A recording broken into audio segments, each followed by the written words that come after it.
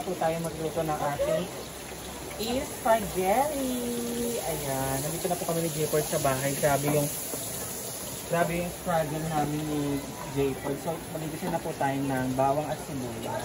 So, lagi kong inuuna yung bawang.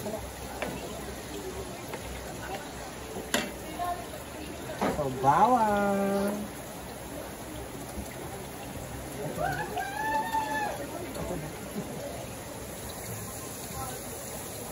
So, nasabihin na natin yung sibuyas. Grabe yung pag ano ni Jayford ng sibuyas at saka bawang. Yung hindi mo talaga malalasahan.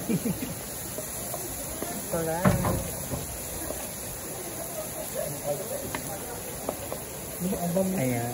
So, mag-igisa lang po muna tayo.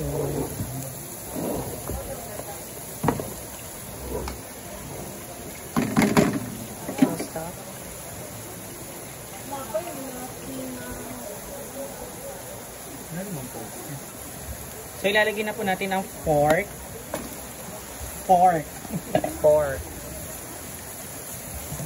So, antayin lang po natin siyang maluto ng bonggang-bongga. Si Jayford po ang nagiling nito.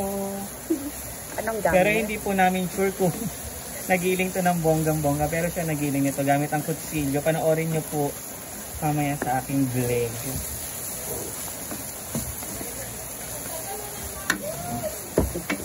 So na kaya dito, Day? Kay kapoy ko pagpalit, oy.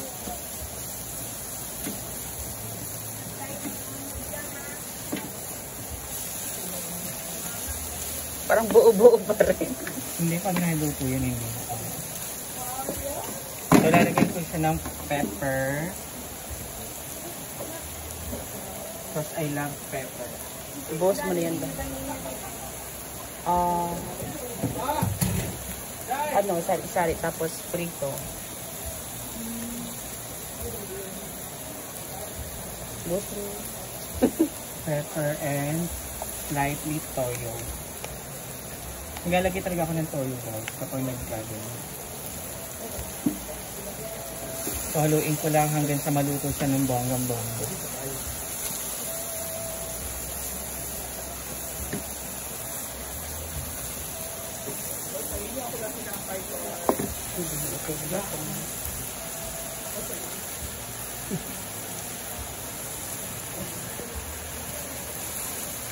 Okay na tayo. So, lalagyan po natin siya ng corned beef kasi mas maraming tahog, mas masarap. So, ilalagay ko na rin po yung hotdog para sabay na pong maluto.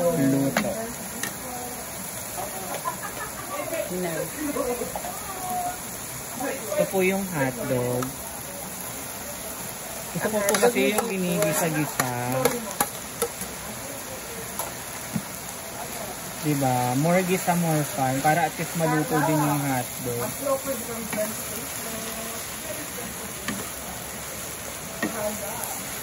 Ang ating spaghetti ay overload kasi meron ng hotdog, may giniling, may corned beef pa. Correct. Tapos may rino. Pasabog ang ating spaghetti. So, pakukuloyin lang po natin dyan hanggang mag-iba po yung kulay ng hotdog. Tumila po.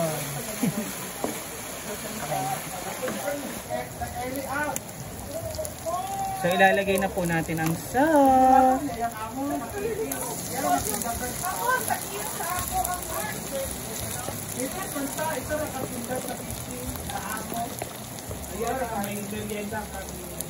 Tapos, nalagyan na rin ang mga ito.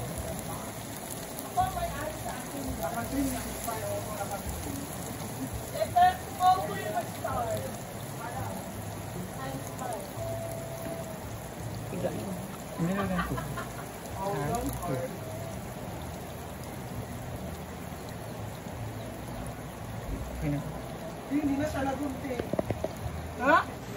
So, ayan guys. Kukuloyin na lang po natin siya ng bonggang-bongga. And then, luto na at makakain na lahat.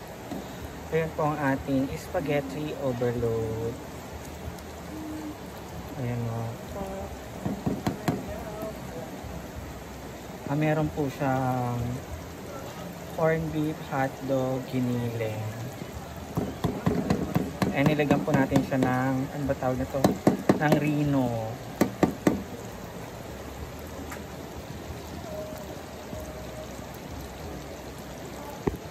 So ayan, magtatakal na po tayo para sa